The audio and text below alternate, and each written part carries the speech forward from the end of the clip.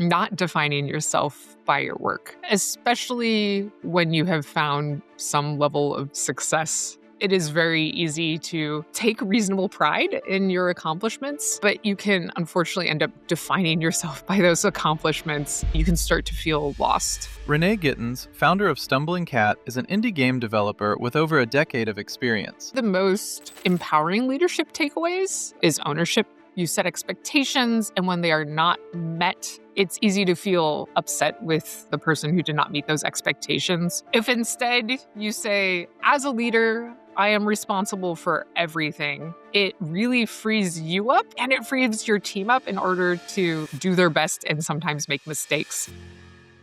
Your dad was an Olympian. That's pretty cool. How did that maybe influence your career early on, or aspects of your life? I know that a lot of people really like the concept of grit, right? The ability to push through and really focus on something. Pain is the goal. That discomfort is evidence of success and growth. What are some of the next game projects you're working on? Let's see. I would say that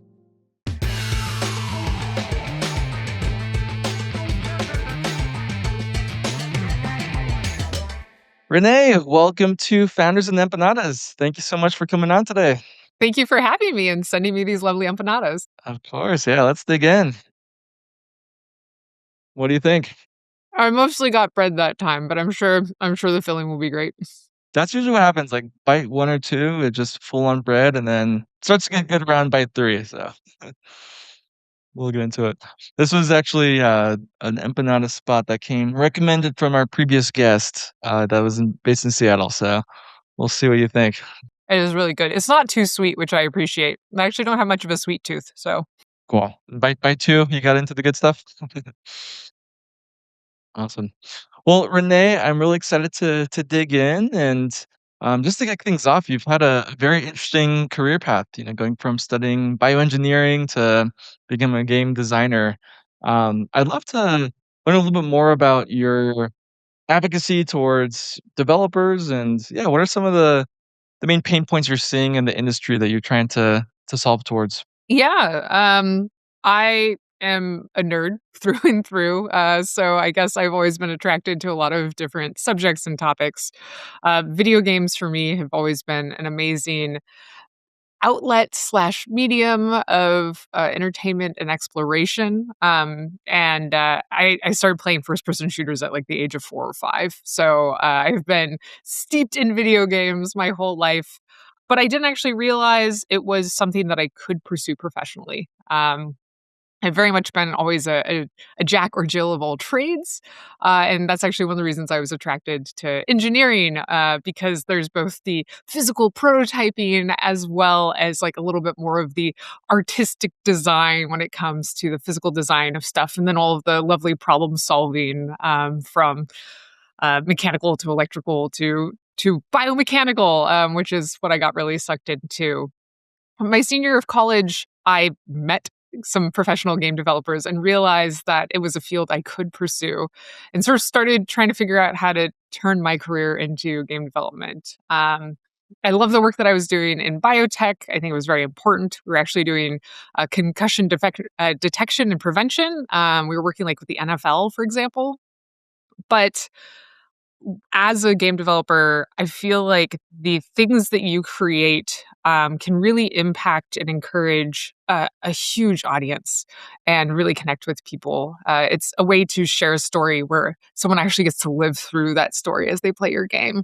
And I think that just makes it so powerful. Fully agree with that. I think it's a form of art that most people overlook as just entertainment, but really you can have compelling first person experiences that like a movie or reading a book wouldn't be able to recreate. Exactly. It's different. You sort of get to feel the weight of your own choices and really be in the world itself. I would say that my lack of understanding of game development as a potential career path, especially as someone who was so well primed for going into that sort of field, was one of the main reasons I set out on sort of an advocacy path. I wanted to make sure that other developers, other women, other girls knew that it was a potential path for them, and if they were interested in it, that there was a clear way to get resources, get support, and pursue their dreams.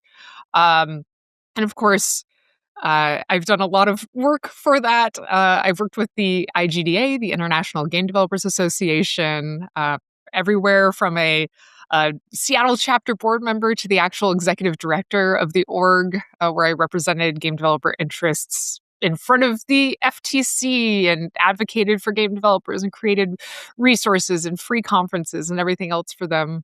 And even now, though I'm more in an advisory role for the IGDA, I've been creating resources like Game Dev Foundry, which is a bunch of free resources on how to run a game studio. So anyone right now can look up resources, especially with all the layoffs going on in the games industry, and figure out how to start their own company, their own projects, and find success. And that's totally free. It's a GitHub pages, hosted repo that's just of best practices, templates, learnings, things like that. Yeah, I'd love to double click about on your time at IGDA. What would you say you're most proud of from your time leading IGDA? And on the flip side of that, what was one of the toughest battles you fought in that role leading the org? I think I'm most proud of the way that we were able to pivot when the COVID-19 pandemic happened. That was really, really impactful for the game development industry because more people than ever were playing games. But the way that game development studios have been set up is traditionally very on site due to things like development console kits. Console dev kits are very protected. They're supposed to be limited access, very like behind closed doors things. But suddenly, when everyone's having to work from home, what do you do? How do you set up the tech to support development? How do you set up QA? Things like that.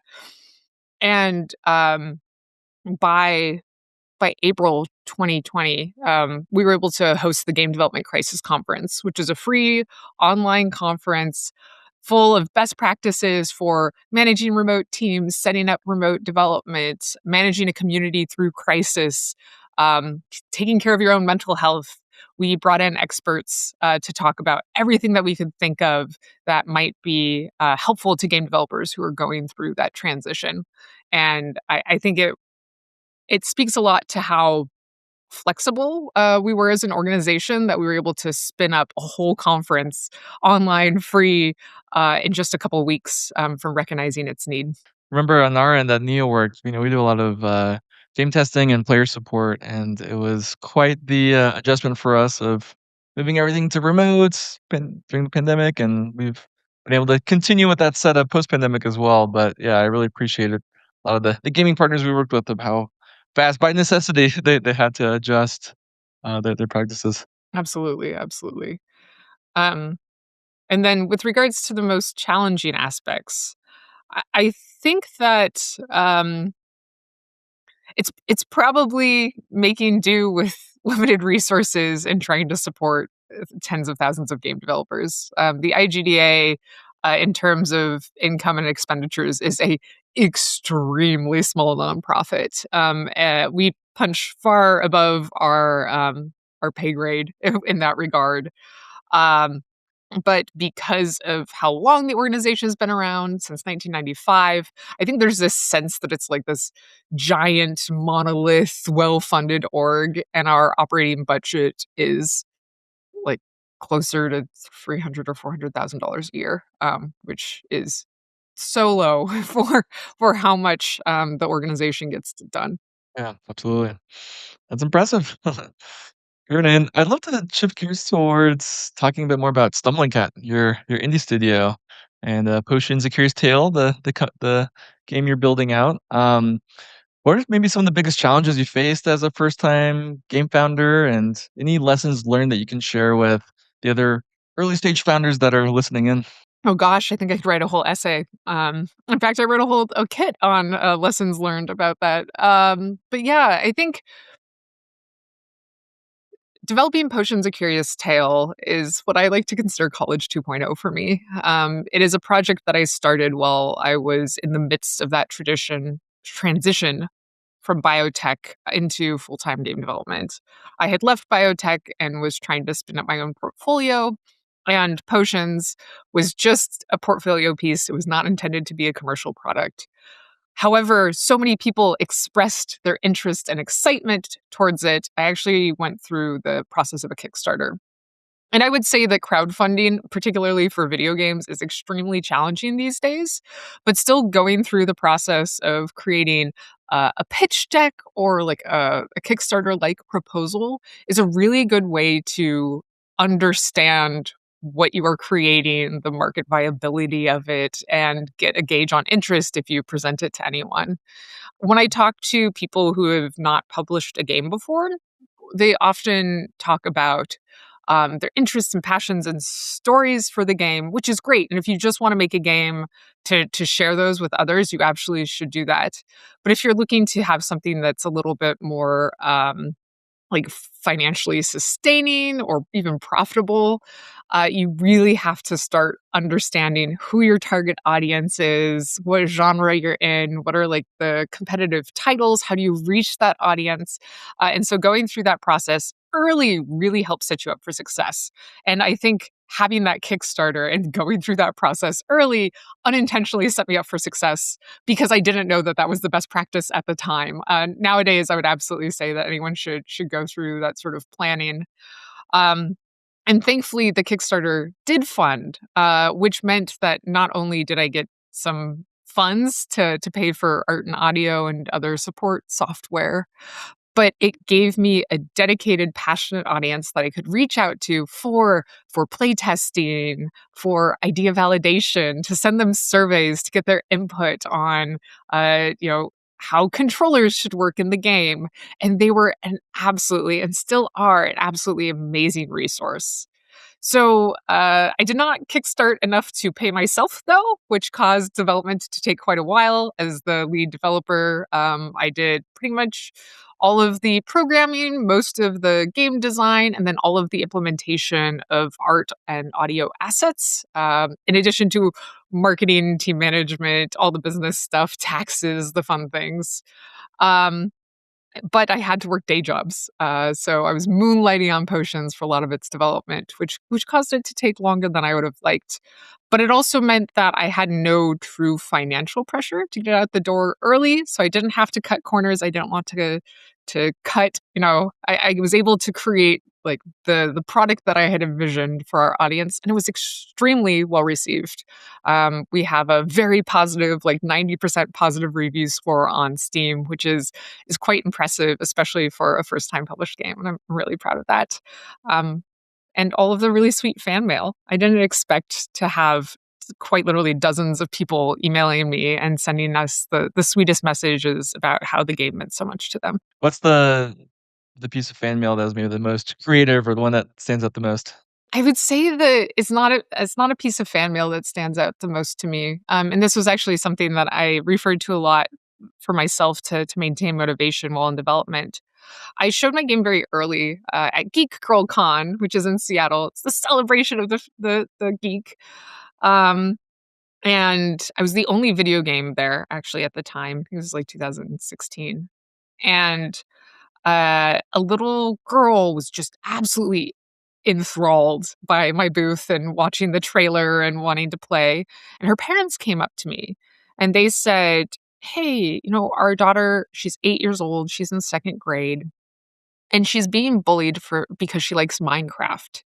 And to have you here with a game for her as a woman making this game, that means so much to her because it validates her interests. It shows her that, there's someone out there making things for her that's like her, and that really means the world."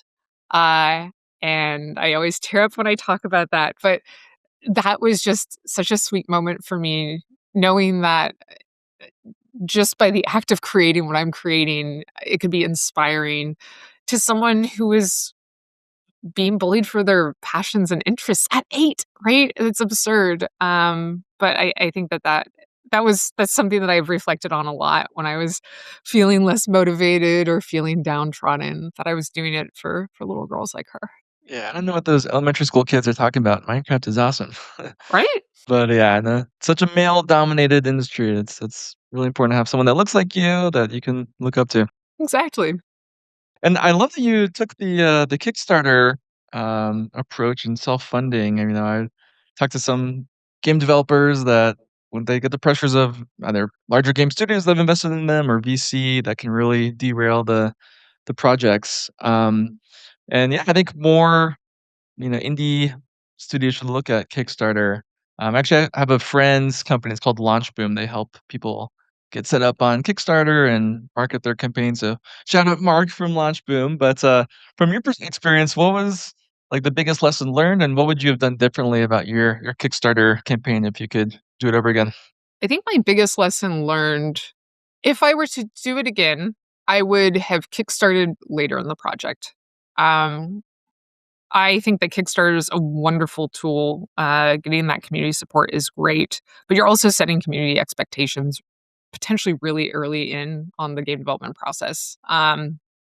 And that ended up feeling often like an overwhelming pressure uh, to have like 1,000 people who were very excited or passionate, at least, about the product coming out. Um, and some of them were kind of mean about it, which was a little discouraging. So, I think that Kickstarter is really, really powerful when it's treated a little bit more like a pre-sale approach, and that reduces the stress and upfront work. So I would say that almost all of the assets that were created to polish the game up, to create a trailer and have a demo for the Kickstarter campaign, ended up being unused because we hadn't gone through like the full iteration of figuring out the approach that was best for the game itself. And so when you do a Kickstarter campaign very early on in your development, you're forced to put in a lot of final assets and a lot of cost into creating those, probably before you're ready for them, which ends up being a huge sink kind of.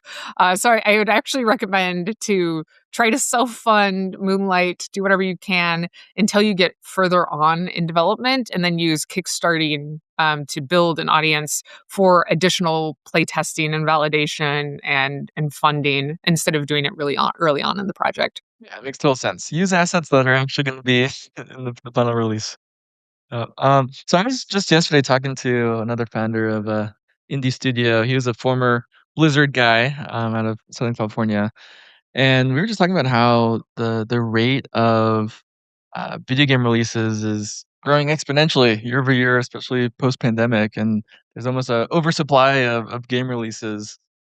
So how do you differentiate your game studio, and what other tips would you give to other founders of game studios to differentiate it among such a crowded marketplace? Yeah, that's a really great question. Though I think, based on the data I've seen, while the number of game releases has gone up, the number of titles which have hit certain review and sales markers is actually quite consistent.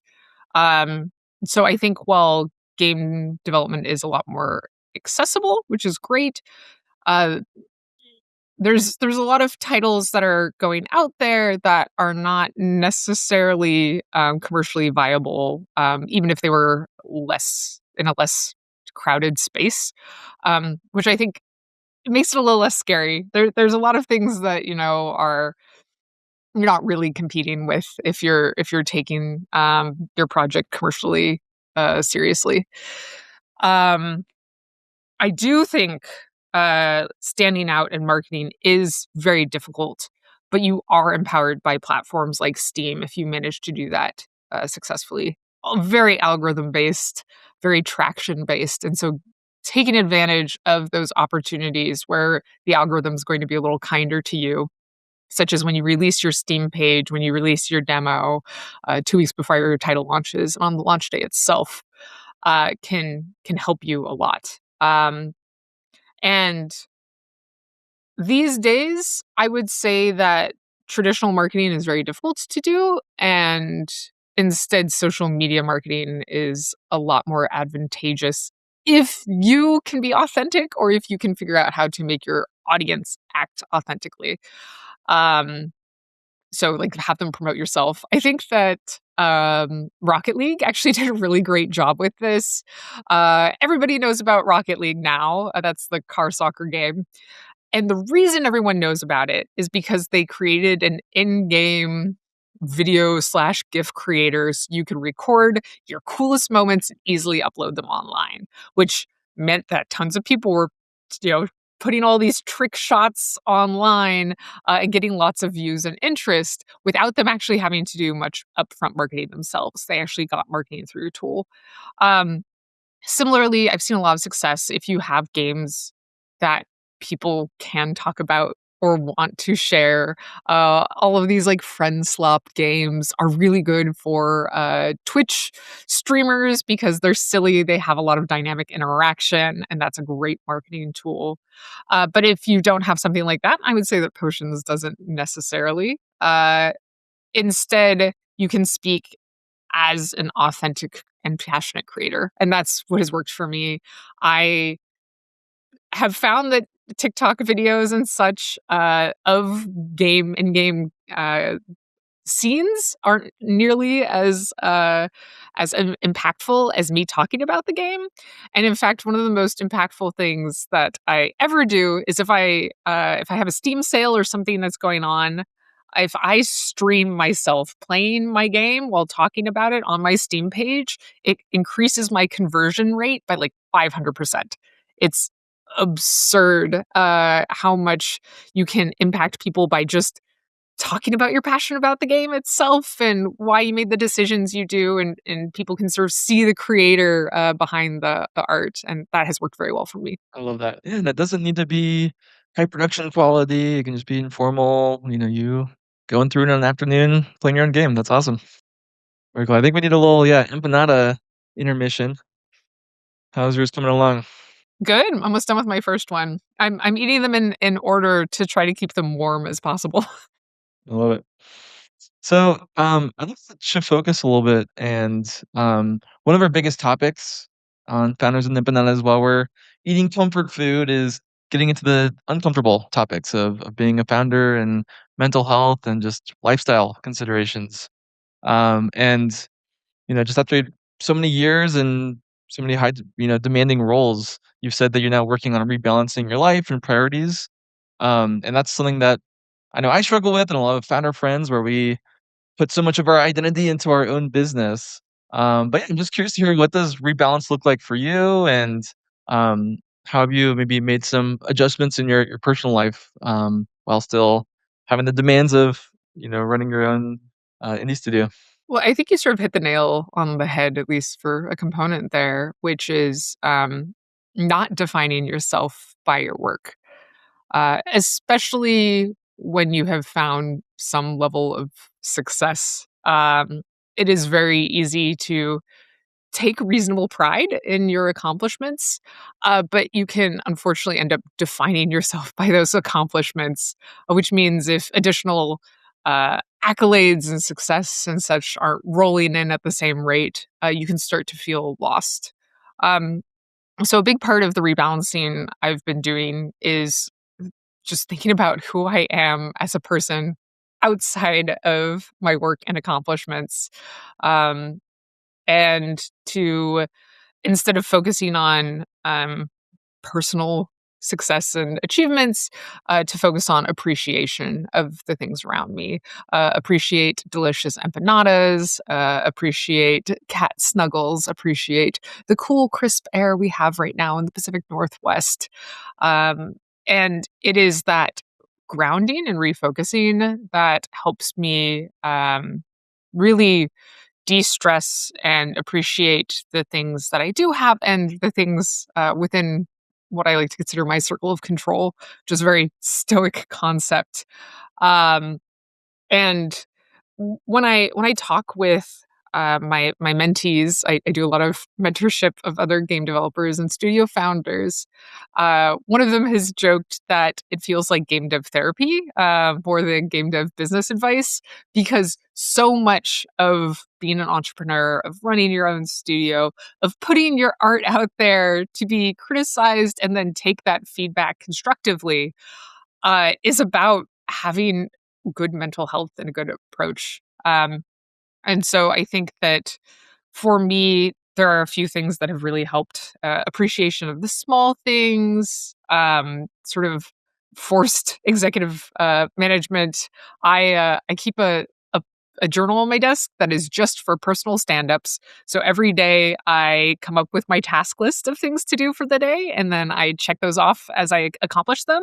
Because if I don't do that, I will think that I didn't do enough work, and then I will overwork, and then I will burn myself out. I can trust morning me has put enough or accomplishments in here, enough tasks in here to be considered a successful day. And so by writing that out, not only do I get to avoid the downtime of trying to figure out task priority and task switching between tasks, I also, at the end of the day, get to say, I did it, or I did most of it, or I did all of it plus a little bit, instead of just constantly feeling like I didn't do enough, which I think is a place that a lot of people find themselves when they are their own boss. Yeah, I'm gonna steal that one. There's I feel like most founders, myself included, we don't spend enough time celebrating the wins, and yeah, it's a good use of the journal to look back at what you actually accomplished, what you said you would do. I like that your journal's on brand too with the stumbling cat. Very nice. I do have a lot of cat things around here. I even have, instead of a rubber duck, I have a unikitty for my programming problems. Yeah, I see a couple in the background as well. Hmm. And a cool, good cat background. Very nice. So you just touched on before Stoic philosophy, and I understand that you're actually writing a book about it. How has Stoicism guided you and just your leadership and life in general? Yeah. So I have a very unique family. My dad is what I would consider agnostic, and my mother is Zen Buddhist. So I was actually raised with Zen philosophy, not so much the religious aspect. That I think was very grounding for me early in my development. My dad's also an Olympian, so I learned a lot of grit and perseverance from him as well.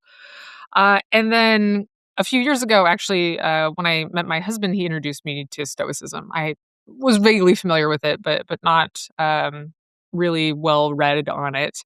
And I find it to be quite similar to Zen Buddhism in its approach, but it tends to be a little bit, I guess, easier to consume as a person steeped in Western culture, where it's pretty well laid out how to how to live by your values while maintaining your mental health and quality of life, by letting go of things not within your control, whether people like you, whether your efforts actually lead to success and accomplishment, and instead focus on those things that you can control. How you approach life, how you treat others, how you treat yourself. And yes, so I'm really, really passionate about it as a like tool for living well.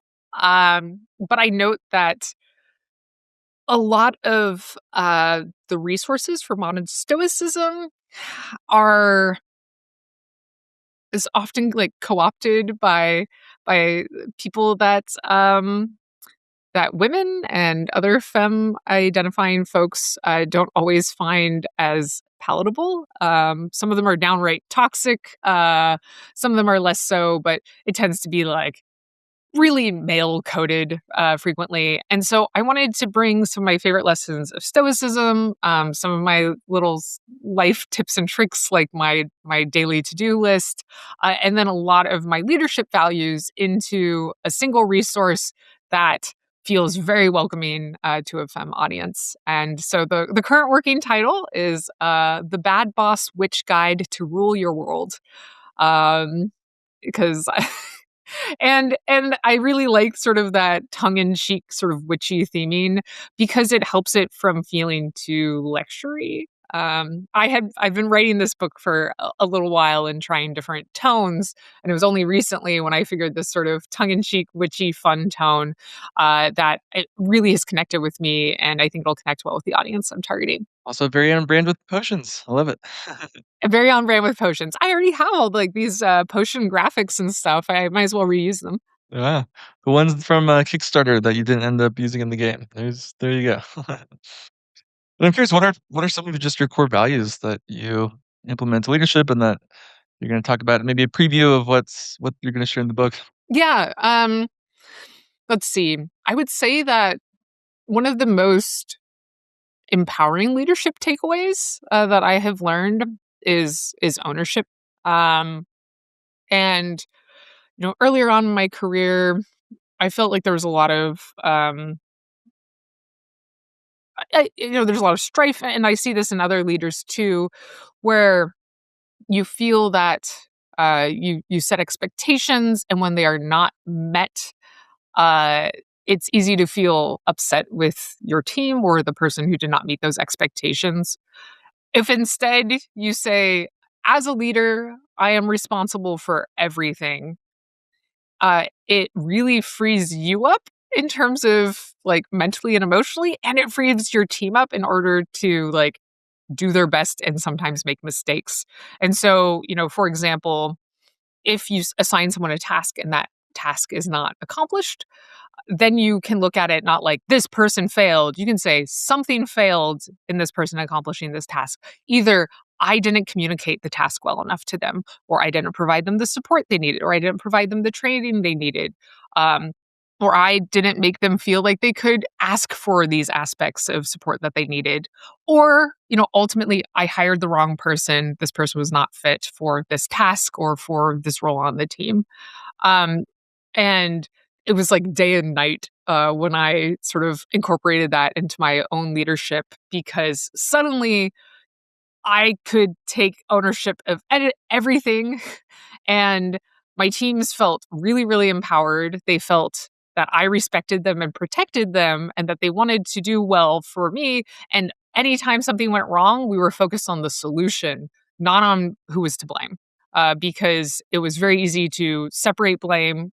I'm to blame for everything. Let's figure out what went wrong and solve the problem. So that's one of the things I'm most excited to talk about and share. I love that. Yeah, it's also just like it helps to remove fear from the workplace if people aren't spending time and energy on who's to blame or who's the point person for this. Like, let's just spend all our energy on finding a solution and move forward. Trust and open communication is so, so, so valuable, making your team a safe space.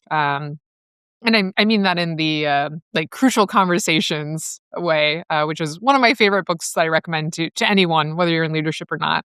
Crucial conversations, tools for talking when stakes are high. I think that would have saved me years of professional and personal relationship suffering if I had read that like a decade earlier. I think I need to add that to my list. It sounds kind of similar to radical candor in a way of just how to make the difficult conversations more easy and kind of Yeah, work it's on a that pretty quick muscle. read too.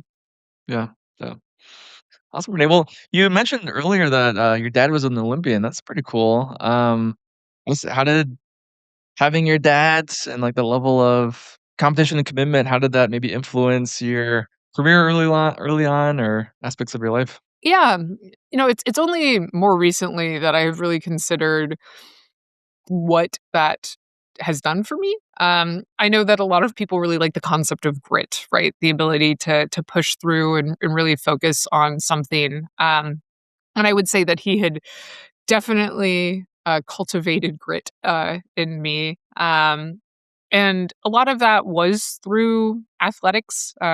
He was sort of my additional coach for no matter what I pursued. So if I was on a basketball team in elementary school, not only did I go to the team practices, but we also went to the park and drilled layups and free throws and dribbling and all of that. Um, and really, anything he did, not only did he encourage me to give effort in the practice of the thing itself, but to prepare for it and to reflect on my own weaknesses and strengths. So when I was in track, he'd record my starts, and we would go over my block starts and look at them and see how he could improve. And that really cultivates this sense of like introspection, um, improvement, uh, appreciating the pain. I wouldn't say that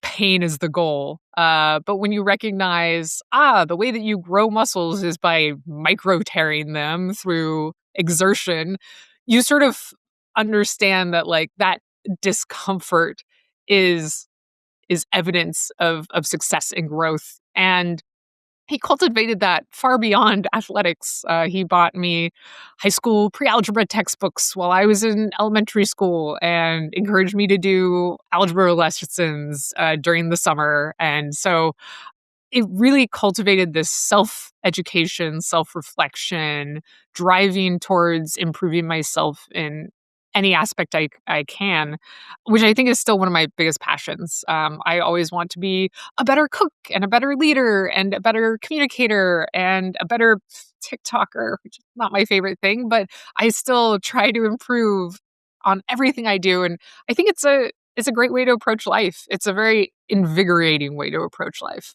Absolutely. I can share with you here on my desk, I have these 2 glasses of marbles where I fill them up every day of, like, if I hit all of my goals of working out and getting 8 hours of sleep and meditating, I get the good marbles, and then if I don't, I have this to Bad look at marbles. every single hour I'm at my desk. So, yeah, that's, it kinda just like growing 1% each day with the uncomfortable stuff. I love that mentality.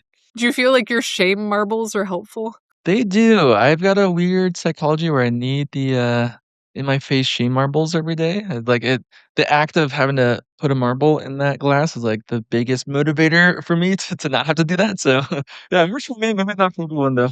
Okay, yeah, I don't know if it would work for me. I think I beat myself up enough without the marbles staring me in the face. Or have to get a like a not good empanada restaurant, one of the more healthier ones if I didn't if I didn't hit my marbles.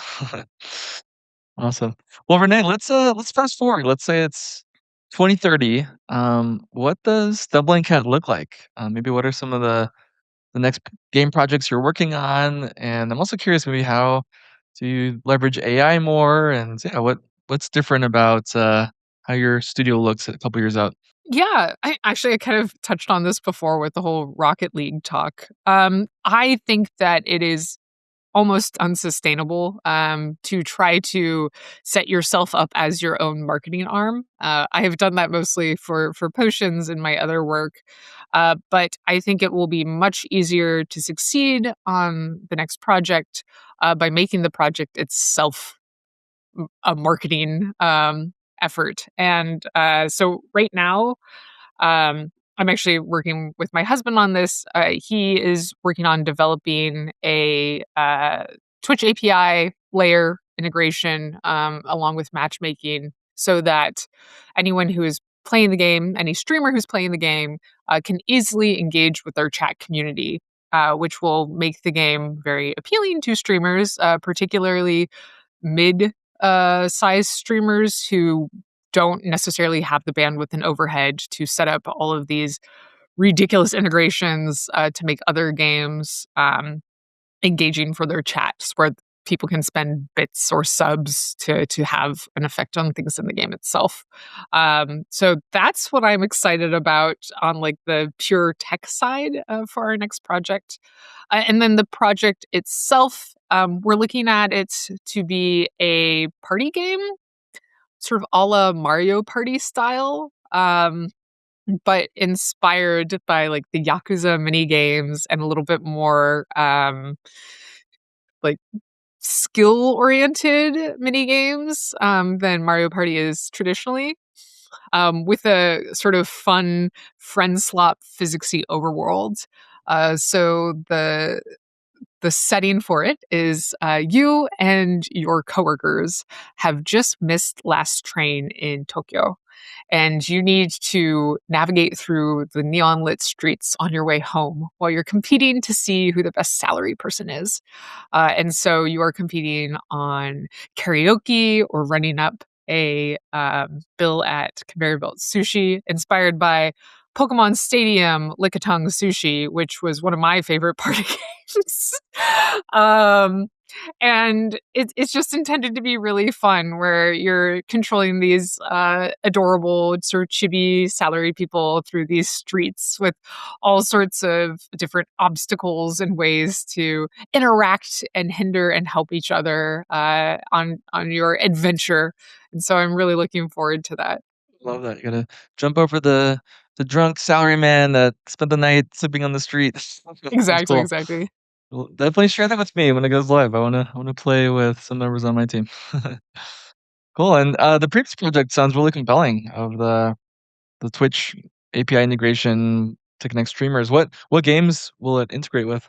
Yeah, I mean, so we were thinking it was gonna integrate with this, party game, uh, and it's just so that viewers can have an impact, right? I think people really enjoy I know some people don't like the term friend slop. I love the term friend slop. I think it talks it captures well sort of the fun physicsy roughness that happens in a lot of these modern party games.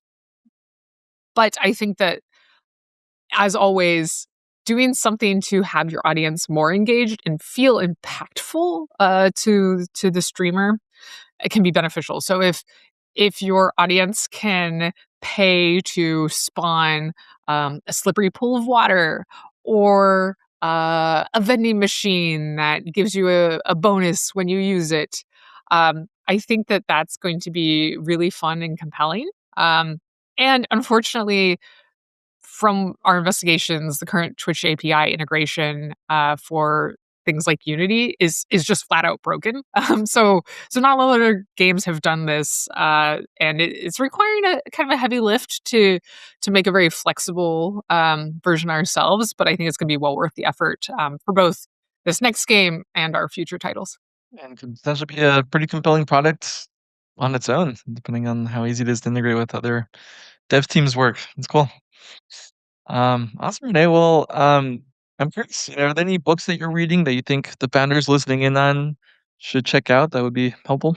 Oh goodness, I've actually been reading a lot of books recently as research for my own. The one I'm reading currently is "The Obstacle Is the Way," which is a Stoicism book, of course. I just started that one though, so I haven't consumed enough of it, whether I can get recommended or not. I can say that some of my favorite leadership books include Creativity Inc. By Ed Catmull, one of the co-founders of Pixar and vice president of Disney Animations. Um, Crucial Conversations, Tools for Talking When Stakes Are High is actually great. If you are in video games, I really recommend Game Programming Patterns, even if you're not on the tech side of things. I think it gives a really good overview of different approaches for common problems in games, and helps you like build a mental model of how like engineering solutions work in good game architecture. I find it compelling, but again, I'm an engineer, so I'm probably biased there. um yeah, I think those would probably be my main ones, though there's so many books that I have learned all sorts of tidbits from. And of course, when The Bad Boss Witch Guide to Rule Your World comes out, that will be one of my most solid recommendations. Absolutely.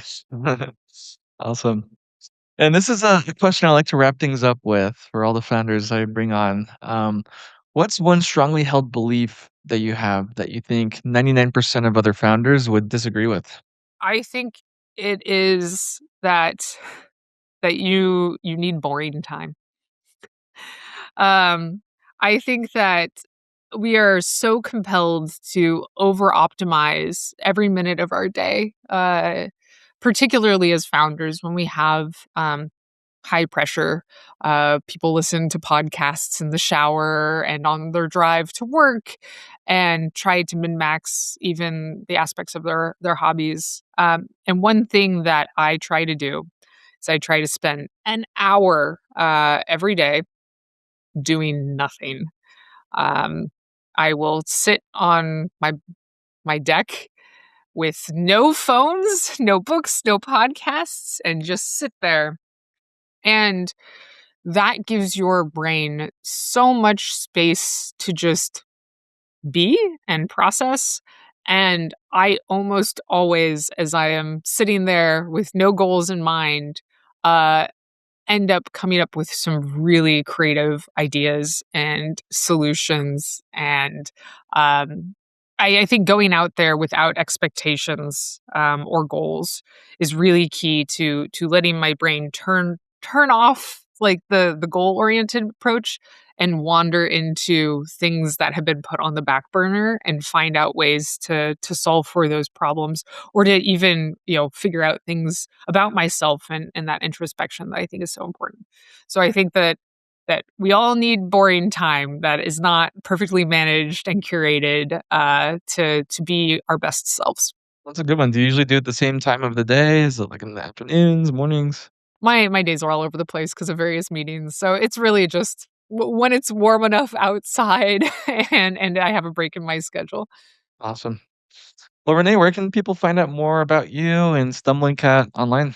Yeah, all of my, like, free resources and stuff you can find at reneegittins.com. You can find me as Renee Gittins on almost everything, and then if you're on socials, RikuKat, Rikukat is where I can be found. Potions: A Curious Tale can be found on Steam, Xbox, PS5, and um, Switch. And if you want to see any of our cool merch, stumblingcat.com or potionsofcurioustale.com will take you there. And feel free to connect with me on anything. I'm trying to be very helpful to other founders and game developers on all of the platforms. It's probably easiest to connect with me on LinkedIn because I'm a bit slow at checking other social media.